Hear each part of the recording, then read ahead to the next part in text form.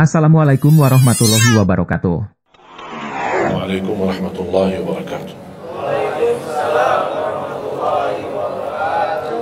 Alhamdulillahi rabbil alamin. Asyhadu an la ilaha illallah wahdahu la syarika lah. Waliyus salihin wa asyhadu anna sayyidana wa nabiyyana Muhammadan abduhu wa rasuluh. As-sadiqul amin. Allahumma salli wa sallim wa barik ala sayyidina Muhammad wa ala alihi wa sahbihi wa man tabi'ahum bi ihsanin ila yaumiddin. Subhanaka la ilma lana illa ma 'allamtana innaka antal alimul hakim. Para hadirin kaum muslimin muslimat, mukminin mukminat, semoga senantiasa dimuliakan dan diberkahi Allah Subhanahu wa taala. Dalam kesempatan yang singkat ini saya ingin mengingatkan beberapa amalan. Menurut saya amalan ini rata-rata sudah ditahu oleh orang dan hafal, tapi cukup banyak yang melalaikan, tidak menyadari amalan yang sederhana ini dianugerahkan oleh Allah dengan pahala yang amat-amat besar. Yang pertama, bacaan Al-Quran. Banyak orang yang malas membaca karena tidak bisa baca, atau alasan tidak mengerti artinya. Daripada saya baca tak faham artinya, mendingan tak usah baca. Itu bisikan syaitan. Yang membisiki seperti ini adalah syaitan. Buat apa kamu baca? Kan kamu tak faham. Mendingan tak usah baca, supaya kita meninggalkan bacaan Al-Quran. Sedangkan dijanjikan oleh Allah SWT dan juga Rasulullah SAW, setiap satu huruf 10 kebaikan, bukan setiap amal. Semua hitungannya dengan amal. Salat 5 waktu dapat pahala 50. Salat duha dapat pahalanya. Salat qiyamul lail ada pahalanya. Sunnah fajar sebelum azan, sudah azan sebelum salat, itu pahalanya sama dengan dunia dan seisinya. Seluas dunia dan seisinya. Ini sunnahnya. Kira-kira gimana yang wajib? Rasulullah SAW bersabda di hadis yang sahih, la aqulu alif lam mim harf, walakin alifun harf wa lamun harf wa mimun harf. Alif lam mim bukan satu huruf, tapi alif satu huruf, lam satu huruf, mim satu huruf. Cuba kalau kita baca setiap hari satu halaman aja, berapa kita mendapatkan nilai pahala? Hitung, silakan, bawa kalkulatornya dan hitung sendiri. Tak ada yang sia-sia di sisi Allah. Membaca Al-Quran walaupun tidak memahami isinya, tetap terhitung setiap satu huruf 10 kebaikan. Berarti anda tidak sia-sia membaca Al-Quran walaupun tidak faham. Ada orang membaca tapi berbata-bata. Dia merasa salah bacaannya, keliru. Dia sudah berusaha belajar tapi itu kemampuannya. Didatangi syaitan, dibisikin, salah mulu bacaan kamu, tak benar bacaan kamu, wakaf tidak ada benar, panjang pendeknya tak benar, apalagi hukum tajwid tak benar. Bisa keliru, bisa dosa. Astagfirullah, dosa ya. Udah, terima kasih syaitan. Malah dia terima kasih lagi sama syaitan. Dibisikin, didengarin, diterima, langsung dia rubah, tidak baca. Alasannya takut dosa. Padahal ada berita gembira dari Rasulullah SAW, al-mahiru bil-Qur'ani ma'as safaratil kiramil barara. Yang mahir dalam membaca Al-Quran, nanti di hari kiamat dia bersama malaikat safara kiram barara. Terus ya Rasulullah, gimana keadaan yang berbata-bata itu? Gimana? Walladhi yatata'ta'u fi wa huwa alaihi syaq lahu ajran. Barang siapa yang membaca tapi masih berbata-bata dalam bacaannya, bukan dosa, justru 2 pahala. Satu, karena dia mau baca Al-Quran. Kedua, karena ada berbata-bata, kesulitan dalam membaca. Allah menghargai kesulitan, Allah berikan pahala. Berarti tidak ada rugi sama Al-Quran. Semenjak saya mengambil keputusan tidak memegang HP, saya sadari betapa banyak kita rugi berjam-jam, berhari-hari, berminggu-minggu, bahkan bertahun-tahun kita jauh dari Al-Quran. Aku heran ketika mendengar ada orang yang bisa lewat 1 bulan tapi tidak khatam Al-Quran. 1 bulan, 30 hari, berarti minimal setiap hari 1 juz. Dikali 30 hari, 30 juz. Ada orang 1 tahun dah khatam-khatam. Syukur kalau khatam di bulan suci Ramadan. 1 kali. Habis Ramadan, dia tutup Al-Quran. Mohon maaf, ketemu lagi di tahun depan. Pas Ramadan lagi. Ini keadaan kita. Makanya orang berkata, negeri kita bermasalah terus, negeri kita politiknya begini, negeri kita selalu ada ini. Perbuatan tangan kita. Di mana kita jauh hubungan kita sama Allah, Allah hantarkan musibah.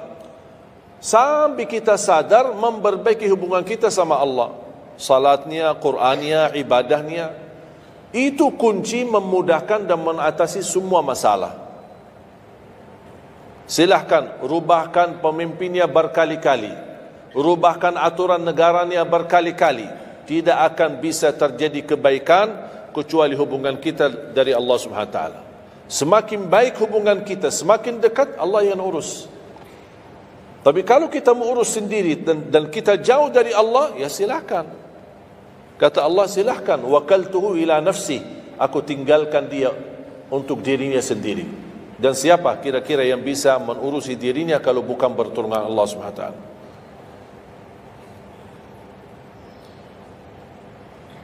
Jangankan bisa khatam Al-Quran dalam 30 hari, jangan 1 juz dalam 1 hari, 30 hari bisa dikhatam dalam waktu 10 jam. Saya pernah tes, menghitungkan waktu, bawa alarm, membaca dari subuh sampai zuhur. Tiba waktu zuhur, saya stop alarmnya, saya lanjut lagi habis zuhur. Sampai asar, lanjut lagi habis asar, lanjut sampai maghrib. Berapa saya habis khatam 30 juz? Bagi orang yang lancar bacaannya, tidak berbata-bata, bacaannya lancar, hurufnya jelas, tajwidnya bagus, tidak terlalu cepat, standar, sebagaimana bacaan tadi salat Isya, itu namanya standar, hadar, tapi disempurnakan tajwid, tidak boleh cepat dan tidak boleh terlalu lambat. 10 jam mampu khatam 30 juz. Saya punya teman sekolah di Madinah, dia berhasil khatam 30 juz dalam waktu 7 jam 49 menit. Makanya aku heran kalau ada orang berkata 1 bulan, ya mana bisa ya? Tahu enggak apa yang membuat masalah kita kenapa tidak bisa khatam Al-Quran? Karena suka lihat halaman belakang. Begitu buka baru mulai Al-Baqarah, Alif Lam Mim Dzalikal, buka terus halamannya. Sambil baca kita buka 600 sekian, kapan habisnya? Hudal lil muttaqin, sadaqallahul azim. Sudah langsung sadaqah karena sudah merasa berat. Dia menghitung halaman belakang sedangkan dia baru aja mulai 1 ayat. Dia langsung sadaqallahul azim. Syaitan tidak mungkin dan tidak senang melihat kita sering membaca Al-Quran. Kalau orang dulu susah baca Al-Quran wajar, karena susah menemukan Quran. Zaman sahabat cari kulit unta untuk tuliskan ayat yang Allah turunkan. Ada potongan ayat di Sayyidina Utsman, ada potongan ayat di Sayyidina Abu Bakar, ada potongan ayat di sana sini. Coba kumpulkan, susah. Makanya semuanya larinya kepada sahabat yang begitu datangnya wahyu, mereka langsung mendengar dari Rasul, langsung bisa hafal. Seperti Sayyidina Ubay bin Ka'ab radhiyallahu an, Zaid bin Thabit radhiyallahu an, Anas bin Malik radhiyallahu an, Uthman bin Affan. Jadi mereka datangin para penghafal Quran. Dah ada mushaf, dah ada Quran. Dah ada HP bisa download Al-Quran 30 juz. Gimana? Tapi mereka tidak pernah tinggalkan Al-Quran. Bahkan ada di antara sahabat yang setiap malam tahajudnya khatam 30 juz dalam 1 tahajud. Coba bayangkan, kira-kira alasan kita apa? Quran sudah di mana-mana, dalam segala terjemahan, warna-warni, tajwid, semua ada. Yang bagus, yang besar. Maaf, mata saya, ada yang besar, ada segede meja ini, ada. Susah menemukan, alhamdulillah HP bisa sekarang isinya 30 juz, bisa dibawa kemana-mana, tak usah pusing mencari Al-Quran. Semua kemudahan, semestinya kita mampu mengalahkan sahabat Rasul, karena kita semua fasilitas ada. Apa yang kita mau bilang sama Allah? Ada seorang, mungkin Bapak Ibu pernah nonton di acara Hafiz Indonesia, namanya Kaila, buta. Dia setiap hari, saya tanya, kamu berapa murajaah bacaan Quran setiap hari? 5-7 juz. Buta, 5-7 juz. Saya kaget, tak panyakan, kan kasihan kamu. Dan kebetulan kamu sudah punya uzur, kamu dah baca Al-Quran sama sekali, ana yakin Allah maafkan. Buta, dah bisa. Tahu enggak jawabannya apa? Saya malu sama Allah menjadikan buta saya alasan tidak baca Quran. Ini anak usia 7 tahun, malu sama Allah menjadikan buta, padahal ini ujian. Butanya dari Allah, bukan dari dirinya. Tapi dia malu menjadikan buta itu alasan tidak baca Quran. Pertanyaan saya, alasan antum apa? Apa alasan? Sibuk, belum ada waktu. Ya, saya maklum, belum ada waktu. Memang dunia ini bikin stres, makanya tidak ada waktu. Saya nasihatkan mulai hari ini, jangan kasih Al-Quran sisa waktumu. Dalam istilah, kalau ada sisa waktu, insya Allah saya baca Quran. Kalau itu niatnya, dah bakalan. Tapi tolong utamakan Al-Quran dalam sehari-harimu. Minimal mulai harimu baca Quran, tutupi harimu baca Quran. Jangan tunggu sisa waktu.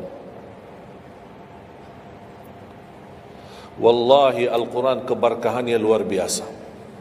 Kesumbuhan, petunjuk, keberkahannya menjaminkan ke surga, selamat siksa neraka, selamat dari siksa kubur. Banyak anugerah. Sayang, kadang-kadang kalau kita mendengar ada seorang da'i atau seorang ustaz, materi-materi bukunya bagus, isinya bagus, kita kejar. Di mana buku itu jual? Kita cari informasi, di mana buku itu jual? Ini tulisan manusia, kita kagumi, kita banggakan, kita suka dan kita ikuti, bahkan kita kejar di mana-mana. Al-Quran kalamullah. Masa kalam manusia lebih mulia di hati kita daripada kalamullah? Silahkan, boleh kagumi apa penyampaian ustaz, da'i, tapi jangan melebihi apa kata Allah. Jangan kita terharu ketika mendengar seorang berceramah, tapi berkali-kali kita simak ayat suci Al-Quran, tidak pernah meneteskan air mata, seperti mendengar surat kabar atau koran. Masalah. Ternyata ucapan manusia lebih menyentuh hati.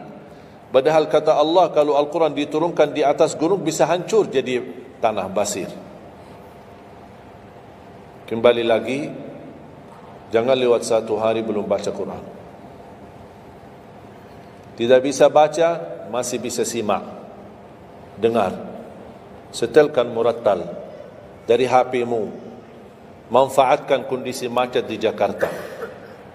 Manfaatkan, lagi naik motor, taruh apa ruginya? Ruginya apa? Simpan handsfree di telinga, ya sambil bawa motor. Dengarin ayat suci Al-Quran. Nikmat, berkah, dalam lindungan Allah, disertai malaikat. Apa ruginya? 1 jam di dalam perjalanan, tidak ada rugi. terhitung memang umur kita, tapi sudah diisi mendengar Al-Quran. Cuba banyak waktu. Nikmat. Kalau saya merasa kesibukan mengganggu sampai tidak ada luang waktu cukup untuk saya bisa baca tilawah di rumah, saya menikmati di jalan. Apalagi kalau mau pergi ke acara, apalagi kalau keluar kota, berjalan lumayan jauh, nikmat. Ya Allah, mudah-mudahan macet terus. Nikmat. Macet itu menjadi nikmat. Dah fikir macetnya kerana lagi melihat Al-Quran. Beda sama orang, hanya sepanjang berjalan cat HP, HP. Merasa bosan. Sudah semua cat sudah dilewati, semua SMS sudah dibalas, semua pesan-pesan sudah dibaca. Akhirnya bosan. Macet mulu ini Jakarta. Nanti temannya di sebelah, kalau bukan macet, bukan Jakarta loh. Itu habis waktu, sia-sia. Padahal Al-Quran ini kita baca tidak mesti dalam keadaan wudu. Apalagi kita dalam perjalanan, kita naik motor atau naik mobil, kita bisa dengan handphone kita, HP kita. Ada orang terus, gimana saya membawa Al-Quran terus saya tidak berwudu? Kan kamu menyentuh HP, bukan menyentuh Al-Quran. Bersentuhan dengan HP. Jadi saya harap, sekali lagi mohon dengan sangat, kalau boleh terima permohonan saya, tolong tinggikan perhatianmu kepada Al-Quran. Ingin berkah rezeki, berkah umur, sihat wal afiat, bahagia selamat dunia akhirat, tolong perhatikan Al-Quran. Semakin banyak perhatian kamu kepada Al-Quran, semakin banyak perhatian Allah kepadamu. Terserah kamu milih. Mau dapat perhatian dari Allah cuma 1 jam, ya udah 1 jam aja baca Quran. Mau perhatian dari Allah selalu, udah selalu bersama Al-Quran. Karena ini Al-Quran kalamullah, bukan makhluk, bukan diciptakan, diturunkan. Kalamullah, ucapan Allah Subhanahu wa taala. Masa kita tidak tertarik? Cukup karena ini kalamullah, itu sudah cukup membuat kita tertarik. Masa kalam manusia lebih kita tertarik daripada kalamullah? Belum apalagi dijadikan setiap satu huruf 10 kebaikan.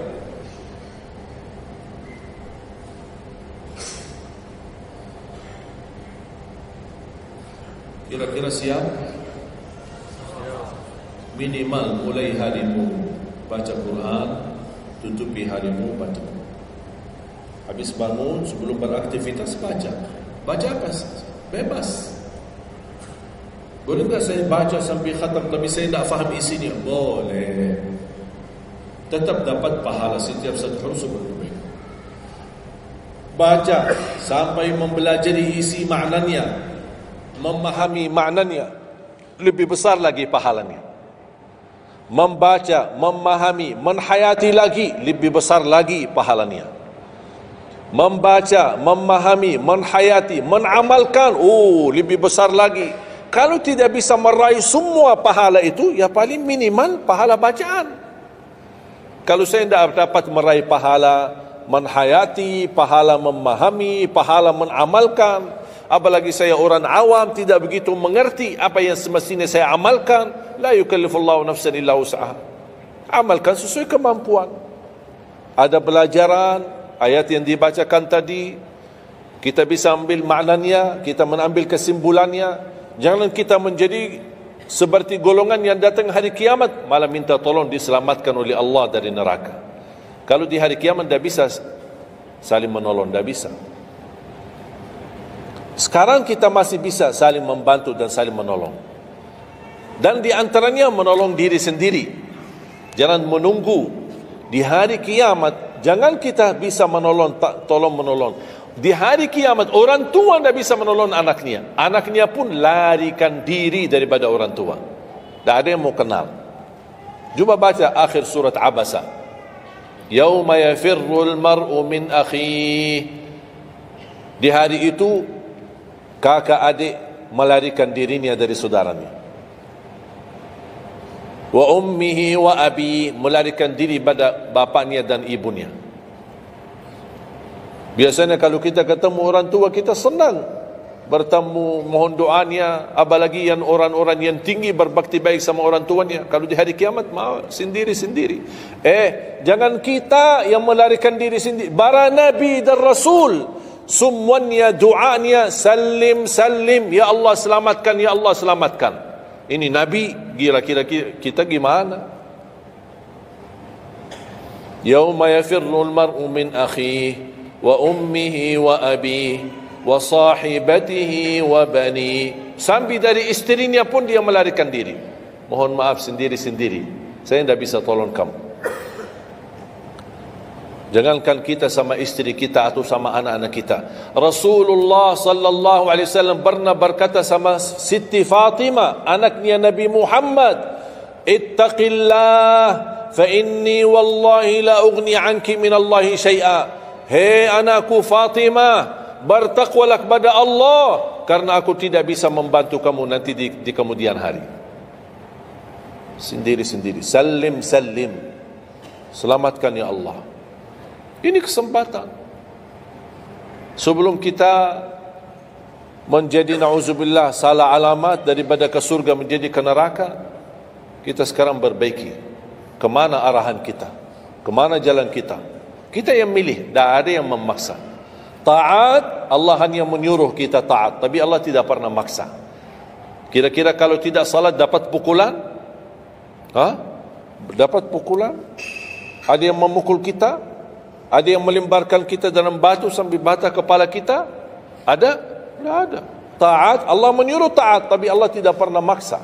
Sama juga syaitan, menyuruh kita dosa maksiat, tapi syaitan tidak pernah maksa kita. Sebagaimana ayat tadi dibacakan, ayat surah Ibrahim ayat 22, syaitan berkata, aku tidak punya kuasa di atas kalian, tapi aku hanya menyuruh kalian terlalu cepat taati. Kata syaitan, terlalu cepat respon, aku hanya menyuruh. Da'autukum fastajabtum li. Makanya sekarang jangan menyalahkan, saya tidak bisa bantu kalian, dan kalian pun tidak bisa bantu aku. Kita dua-duanya dijerumuskan dalam neraka, na'udzubillah min dzalik. Oleh karena itu, jemaah sekalian, kesempatan, mumpun masih kita umur, masih punya kesehatan, manfaatkan. Karena akan datang satu saat, sekarang bukan masalah umur, masalah sehat. Tiba-tiba bisa sakit, virus di mana-mana.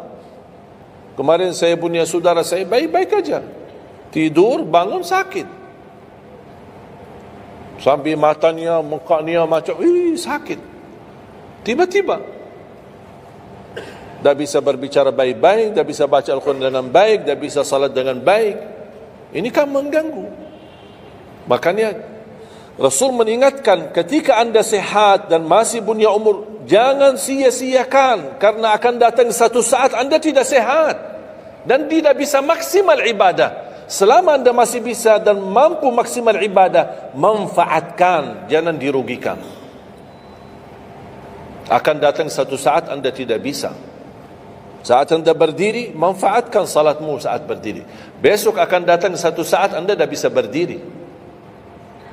Bahkan ada orang yang ingin sekali sujud, tapi dia bisa, karena sakit lutut. Dia tidak bisa lipatkan kakinya, tidak bisa sujud. Betapa banyak orang yang merugi ketika dia sehat, dia tidak memanfaatkan dan menikmati ibadahnya. Yang kedua, doa azan. Setiap hari kita mendengar azan 5 kali. Sayang sekali banyak yang sibuk dengan handphonenya. Azan ini panggilan Allah.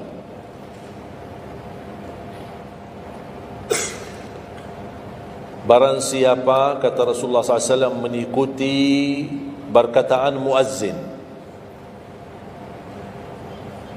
artinya muazzin mengucapkan Allahu Akbar, Allahu Akbar, kita ucap Allahu Akbar, Allahu Akbar. Asyhadu an la ilaha illallah, asyhadu an la ilaha illallah, asyhadu anna Muhammadar Rasulullah, asyhadu anna Muhammadar Rasulullah. Habis wa asyhadu anna Muhammadar Rasulullah, kita berkata wa ana asyhadu an la ilaha illallah wahdahu la syarikalah wa anna Muhammadan abduhu wa rasuluh. Raditu billahi rabba wa bi Muhammadin nabiyya wa bil islami dina. Sebagaimana diriwayatkan Imam Muslim.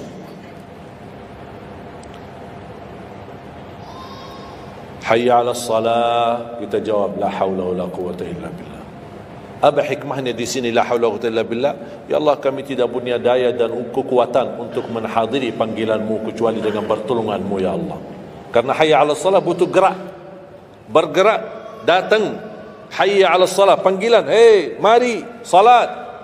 Ya Allah, la haula wala quwwata illa billah. Ya Allah, kami tidak punya kemampuan menghadapi godaan dunia, menghadapi hawa nafsunya, menghadapi malas kecuali dengan kekuatan-Mu ya Allah. La haula wala quwwata illa billah.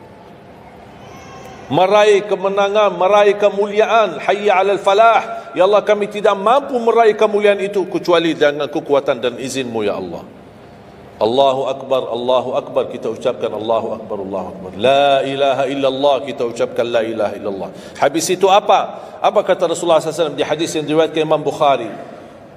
Thumma salla alayya, selepas itu dia bersalawat kepada Nabi Muhammad. Allahumma salli ala Muhammad wa ala ali Muhammad. Bagi Sayyiduna boleh, tidak bagi Sayyiduna boleh.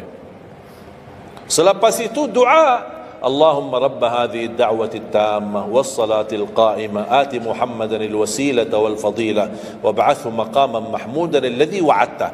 Ini ucapan yang saya sampaikan di Sahih Bukhari. Ada riwayat-riwayat yang lain, Allahumma rabb hadhihi ad-da'wati at-tammah was-salati al-qa'imah ati sayyidina Muhammadan al-wasilata wal-fadilata wad-darajata al-'aliyata ar-rafi'ata min al-jannah wab'athhu maqaman mahmudan alladhi wa'adta innaka la tukhliful mi'ad. Innaka la tukhliful mi'ad. Tambahannya diriwayat Imam An-Nasai dan semuanya sahih. Mau milih mana yang anda hafal, mana anda biasakan, silakan. Mau ambil hadis yang diriwayatkan Imam Bukhari boleh, mau ambil yang diriwayat Imam Nasai boleh. Asal jangan sampai begitu dengar azan tidak mengikuti muazzin dan sia-siakan doa itu. Padahal doa sederhana. Siapa yang tidak hafal? Setiap ditayangkan azan di TV selalu dibacakan Allahumma rabb hadhihi ad-da'wati at-tammah was-salatil qa'imah. Saya pernah tanya guru saya, seandainya ketika saya mendengar azan tapi terlalai dengan kesibukan atau telefon mendadak atau apalah urusan, baru saya menyadari ketika muazzin sampai ke hayya 'alas salah, saya belum mengikuti dari awal. Gimana caranya biar saya tidak rugi dalam pahala? Kata guru saya, ulang sendiri dari awal. Allahu Akbar, Allahu Akbar, Allahu Akbar, Allahu Akbar. Asyhadu an la ilaha illallah, asyhadu an la ilaha illallah, asyhadu anna Muhammadar Rasulullah. Sampai mendapat mengikuti muazzin dalam sisa azannya. Begitu selesai baca doa yang saya tadi sampaikan, apa kata Rasulullah? Barang siapa yang mengamalkan ini, faqad hullat lahu syafa'ati yaumal qiyamah, dijamin dapat syafaatku.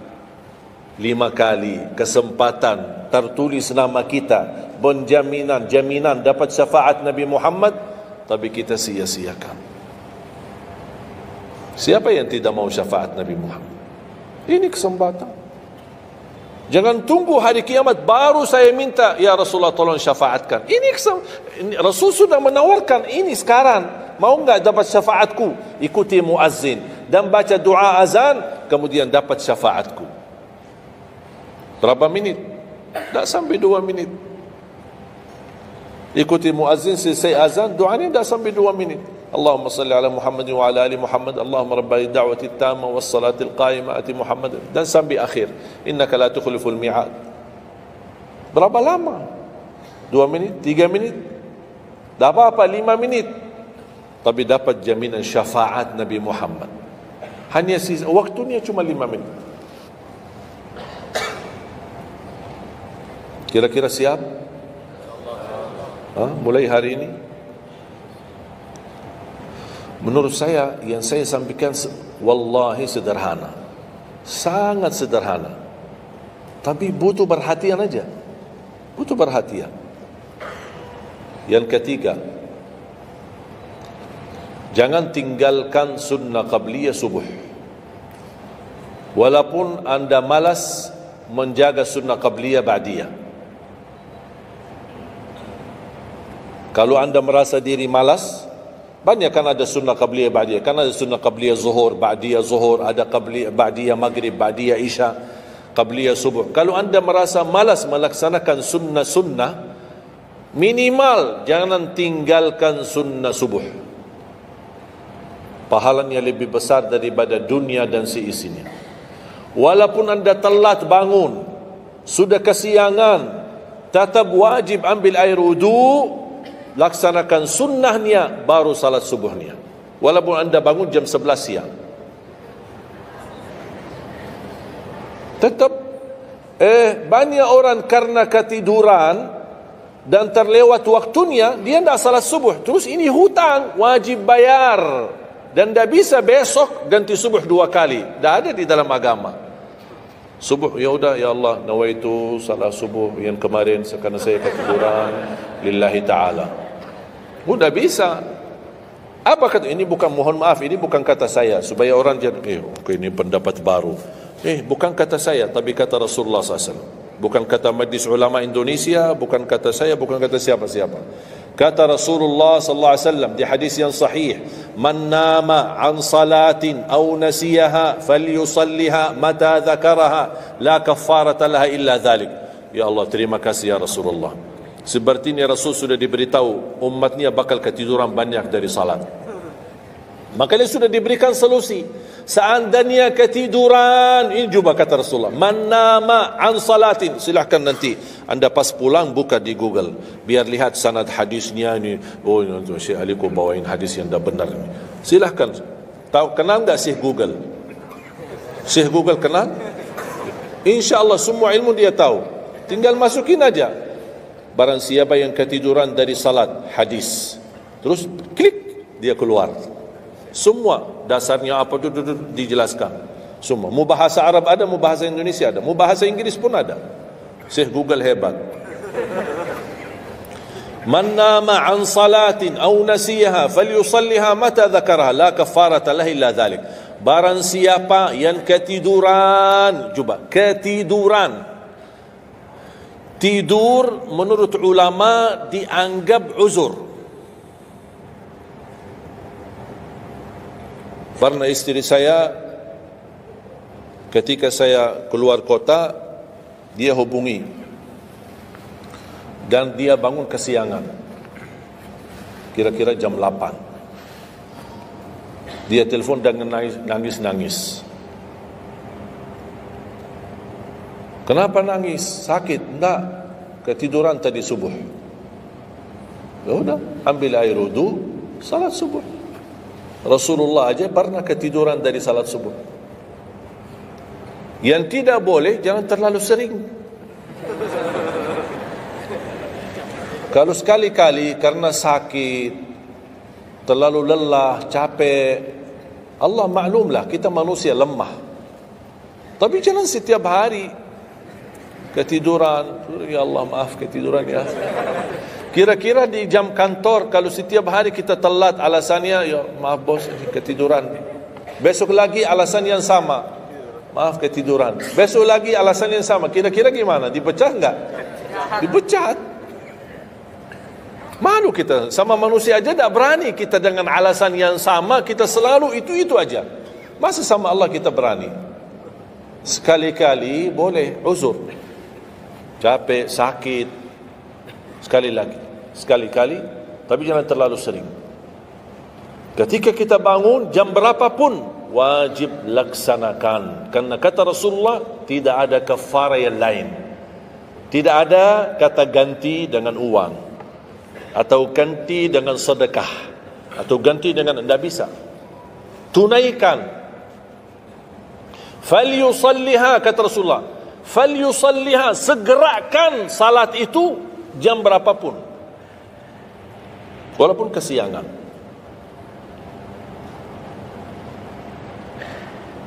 Jelas? Sering ya ketiduran ya? uzur. Saya juga berapa kali ketiduran. Bukan berarti saya tidak pernah ketiduran, berapa kali. Bisa ada orang habis tahajud, terlalu lelah, capek, dia mau hanya istirahat saja di atas sajadahnya. Pas bangun sudah jam 7. Padahal Masya Allah tahajud.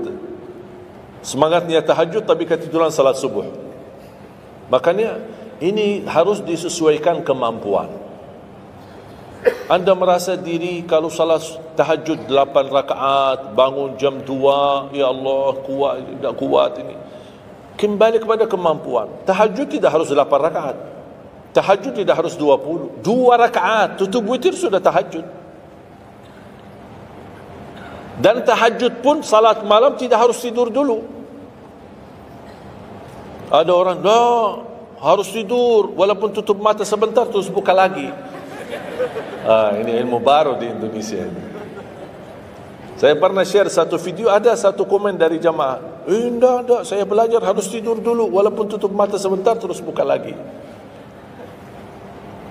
Kembali kepada kemampuan. Ada yang biasa tidur, bangun tengah malam, sepertiga akhir, itu lebih afdal. Tapi ada yang tahu dirinya, kalau saya tidur mana bisa bangun. Udah, mendingan daripada tidak ada tahajud malam itu, mendingan kita salat. Dan ini bukan kata saya, dan bukan kata ulama, tapi kata Rasulullah sallallahu alaihi wasallam. Sebagaimana di hadis yang sahih kata Abu Hurairah radhiyallahu an, pernah Rasulullah menwasiatkan aku jaga witir sebelum tidur. Berarti Rasul mengizinkan kita melaksanakan ibadah salat malam, di antaranya witir sebelum tidur. Umar bin Khattab radhiyallahu anhu punya kebiasaan witir sebelum tidur. Ditanya, kenapa witir sebelum tidur? Dia kata, saya takut meninggal dunia dalam keadaan tidur, belum tertulis nama saya sebagai ahli witir. Saya punya kebiasaan, habis pulang ke rumah, sebelum tidur ambil air wudu, salat 2 rakaat sunnah wudu, kemudian salat 2 rakaat muqaddimah witir, kemudian 1 rakaat witir, baru saya tidur. Kalau dapat bangun lagi, alhamdulillah bisa tahajud, tapi tidak boleh witir lagi karena sudah witir duluan. Sudah faham? Sederhana enggak Islam ini? Sederhana. Banyak orang yang berkeinginan tahajud, berkeinginan salat witir, tapi kan harus tidur. Saya orang yang berat tidur.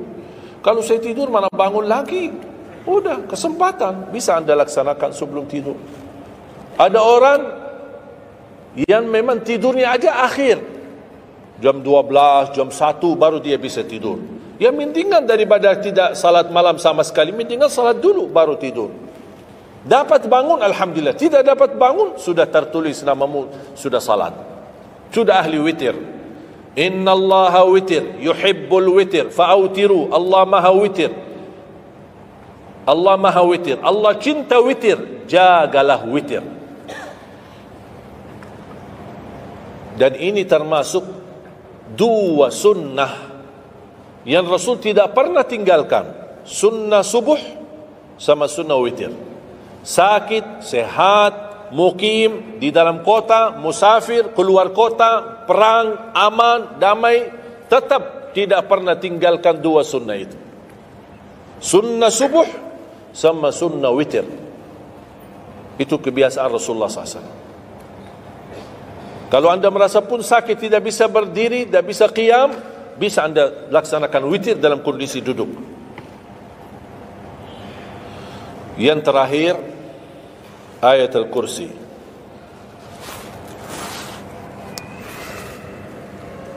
Jangan tinggalkan ayat Al-Kursi lepas salat.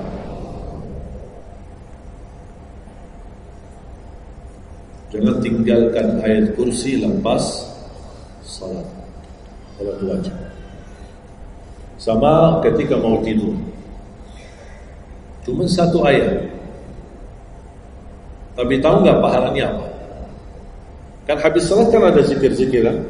Istighfar, tasbih dan yang lain-lain. Di antaranya baca ayat kursi. Tahu enggak pahalanya apa? Ada yang pernah baca pahalanya apa? Barang siapa yang membaca ayat Al-Kursi setiap habis salat fardu, Laisa bainahu wa bainal jannati illa an yamut. Tidak ada sesuatu yang mampu menghalanginya masuk surga kecuali menunggu mati. Cuma baca ayat kursi. Dan ketika mau tidur, lagi buru-buru, ada meeting, ada rapat, ada urusan mendadak, habis salat, astaghfirullah, astaghfirullah, astaghfirullah, Allahumma antas salam wa minkas salam, sampai selesai, langsung baca ayat kursi. Terus subhanallah itu yang lain-lain gimana? Dapat apa? Sambil jalan naik motor, subhanallah, subhanallah, subhanallah, subhanallah, sambil jalan. Subhanallah ada riwayat 33, ada riwayat 25, ada riwayat 10, minimal 10. Subhanallah 10 kali, alhamdulillah 10 kali, Allahu Akbar 10 kali. Itu yang paling sederhana. Saya bagikan ini, biasanya kalau saya isi di kementerian atau di pejabat, saya kasih zikir-zikir begitu. Pak, subhanallah cuma 10 kali. Biasanya kita tahu 33. Lah ini khusus buat pejabat. Yang penting zikir supaya jangan tinggalkan. Zikir. Banyak orang sibuk mendadak ada urusan, udah zikir subhanallah cuma 10 kali. Subhanallah 10 kali, alhamdulillah 10 kali, Allahu Akbar 10 kali. Itu paling cepat. Subhanallah. Ternyata di dalam agama ada yang juga hemat. Hemat sederhana tapi pahalanya tetap besar dan dikurangi. Tidak ada pahala yang hemat. Semuanya pahala sempurna, semuanya pahala agung, sempurna dan luar biasa dahsyat balasan Allah Subhanahu wa taala. Makanya jangan disia-siakan. Yang sederhana ini, makanya saya buat buku 20 amalan ringan tapi pahalanya sangat menakjubkan. Karena selama saya di Indonesia, saya sudah tahu prinsip orang Indonesia. Orang Indonesia tidak suka yang ribet-ribet. Yang ribet-ribet tidak suka. Yang susah-susah tidak suka. Orang Indonesia mau mudah yang ingat, mudah dihafal, mudah diamalkan dan masuk surga. Itu orang Indonesia. Ya, jadi yang susah-susah, iya, gimana ini suruh baca 1000 kali? Mana ada waktu 1000 kali? Baca ada sudah 100 kali, udah ngantuk. Saya kasih yang sederhana. Kenapa saya kasih? Karena kemampuan beda-beda. Ada yang tekadnya tinggi, kemampuannya luar biasa dahsyat, bisa ribuan kali dia berzikir, dia silakan. Tidak ada yang melarang kita berzikir, bebas berapapun. Tapi ada yang malas. Udah. Jadi alhamdulillah di dalam ajaran Islam kita ada malas ya ini malas. Makanya saya bikin 20 amalan dan ini buku 20 amalan ringan. Pahalanya sangat menakjubkan.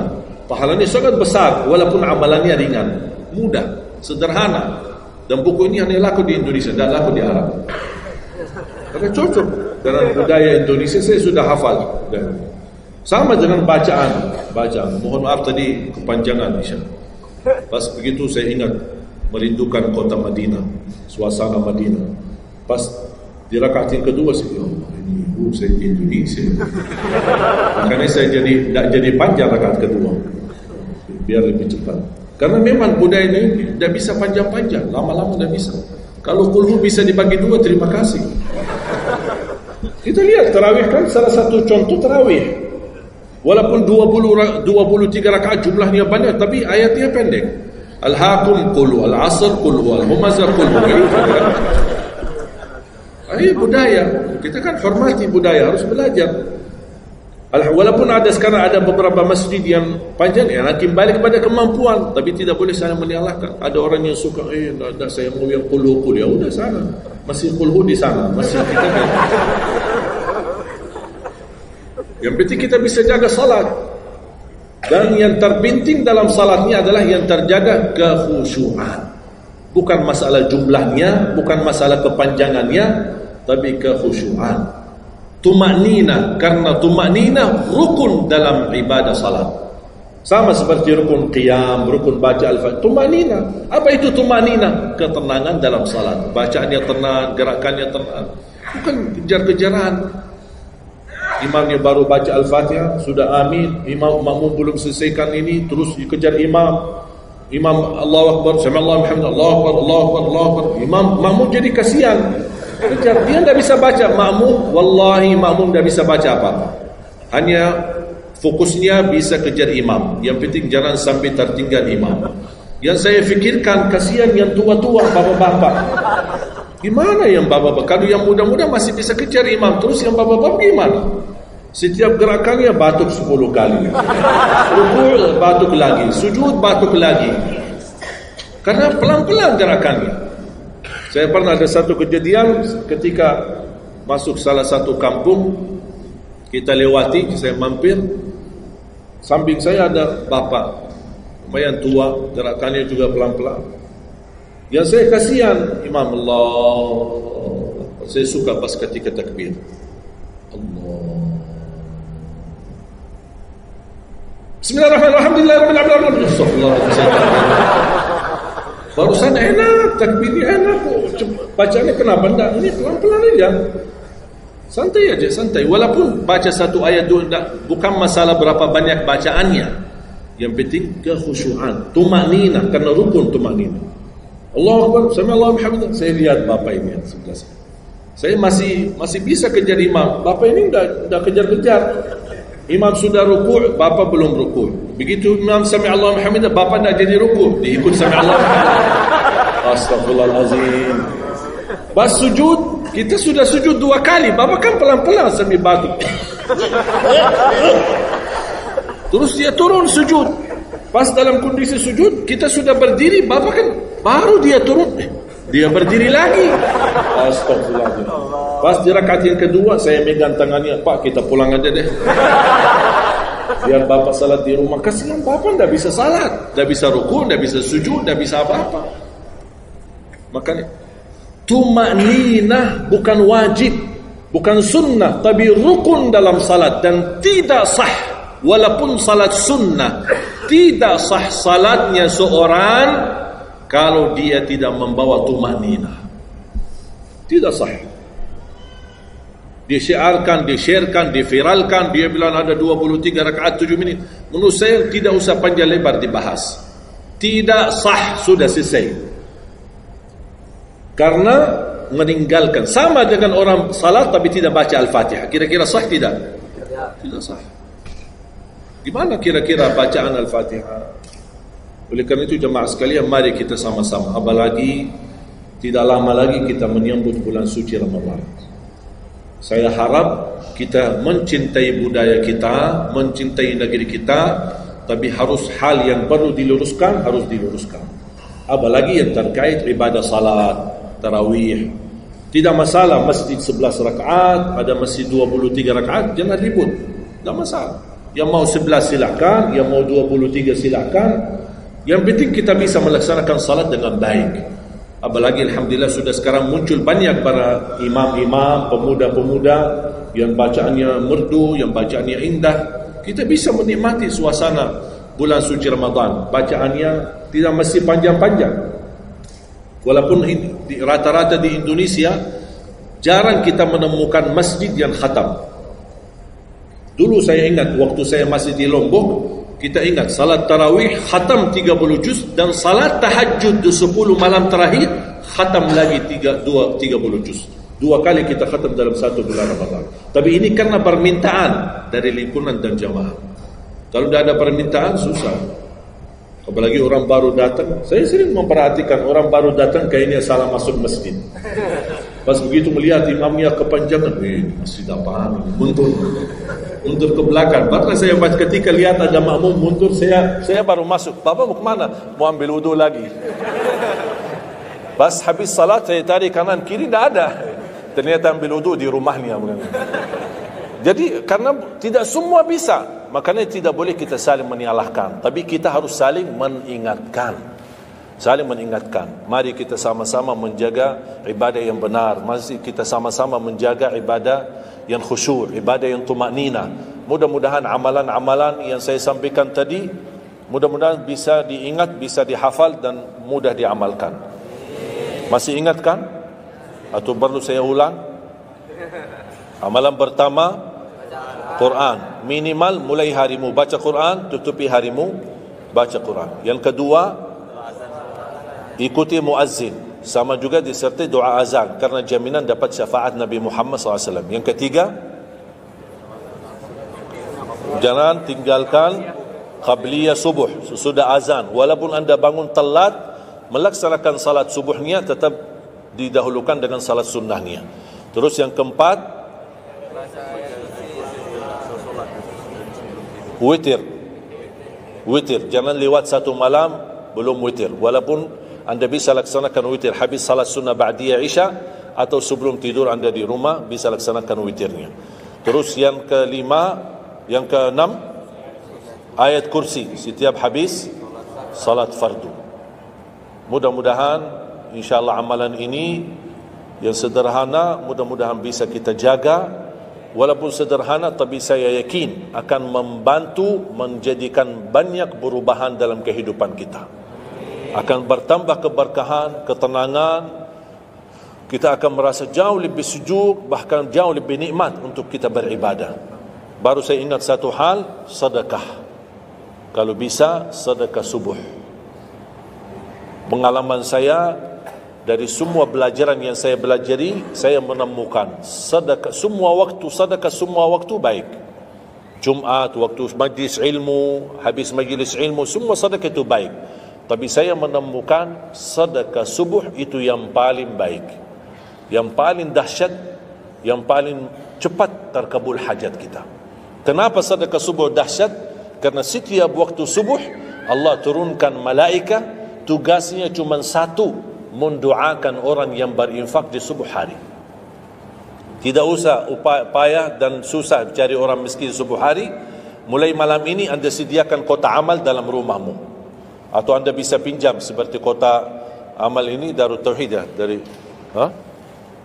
ini bisa anda pinjam atau minta sama Darut Tauhid. Anda bisa simpan di rumah. Setiap habis subuh sebelum beraktivitas isi sedekah. Yang lebih dahsyat lagi, sedekah yang disertai doa. Karena wallahi terjamin doamu terkabul dengan wasilah sedekah subuh. Sakit, ya Allah, aku mohon dengan berkat sedekah ini sembuhkan penyakitku. Kalau orang tua yang sakit, doakan orang tua. Ya Allah, dengan berkat sedekah subuh ini sembuhkan orang tua saya. Mencari jodoh, mencari kerjaan, apapun masalah yang anda hadapi, masalah hutang, masalah apapun. Orang tua sudah meninggal, ya Allah aku mohon dengan berkat sedekah ini titipkan pahala sedekah ini untuk kedua orang tuaku. Apa saja, mau hafal Al-Quran, tapi kalau boleh saya usulkan satu kali sedekah fokus satu hajat. Jangan sedekahnya koin tapi doanya sampai terbit matahari. Malu sama Allah. Kelamaan doanya, sampai malaikat tulis doanya, kelamaan. Banyak sekali doa. Satu kali doa, satu kali hajat, satu kali sedekah. Sesuaikan. Bukan Allah tidak bisa, Allah maha bisa menolong kita, tapi kita malu. Masa kita sedekah begitu saja tapi kita minta panjang lebar. Ya, tolong disesuaikan. Tapi rutin, wallahi dahsyat. Antum insyaallah akan merasakan sedekah subuh, subhanallah. Setiap jamaah yang saya sampaikan, termasuk ada keluarga yang sudah lama menikah, tidak punya keturunan, saya memberikan amalan ini. Suami istri masing-masing mengamalkan. Isi sedekahnya, ya Allah aku mohon dengan berkat sedekah ini karunialah kepada kami keturunan. 17 tahun mereka tidak punya keturunan. Alhamdulillah 6 bulan kemudian saya dapat berita gembira dari mereka, kabar baik, alhamdulillah istrinya positif hamil. Sedekah subuh luar biasa dahsyatnya. Sedikit tapi rutin. Sampai insya-Allah kita dipanggil oleh Allah, mudah-mudahan dalam keadaan husnul khatimah. Allahumma ighfir lana wa liwalidina wa li jami'il muslimina wal muslimat wal mu'minina wal mu'minat al ahya'i minhum wal amwat. Allahumma ya Allah, jadikan pertemuan ini membawa barakah bagi kami, jadikan sisa umur kami lebih baik daripada yang sudah lalu, jadikan segala perjuangan kami, sedekah kami, infak kami, amalan salih kami menjadi pahala besar di sisi-Mu ya Allah, menjadikan membawa syafaat bagi kami di hadapan-Mu hari kiamat. Akhiri hayat kami dengan husnul khatimah. Ampuni dosa kami, ampuni kedua orang tua kami. Ya Allah, aku mohon untuk semua jemaah yang hadir, selepas majlis ini masing-masing pulang sudah diampuni segala dosanya, disucikan hatinya, dibersihkan jiwanya, diselamatkan setiap langkah-langkahnya. Jadikan kami semua penghafal Al-Quran, berakhlak-akhlakul Quran, menjadi ahlul Quran, pencinta Al-Quran, dan di hari kiamat mendapatkan syafaatnya Al-Quran. Birahmatika ya arhamar rahimin. Rabbana atina fid dunya hasanah wa fil akhirati hasanah wa qina adzaban nar. Wa sallallahu ala sayyidina nabiyina Muhammad wa ala alihi wa sahbihi wa baraka wa sallam. Walhamdulillahi rabbil alamin. Akhirul kalam, subhanakallahumma bihamdika asyhadu an la ilaha illa anta astaghfiruka wa atubu ilaik. Assalamualaikum warahmatullahi wabarakatuh. Semoga bermanfaat yang sudah subscribe. Semoga diberikan kesehatan dan keberkahan. Wassalamualaikum warahmatullahi wabarakatuh.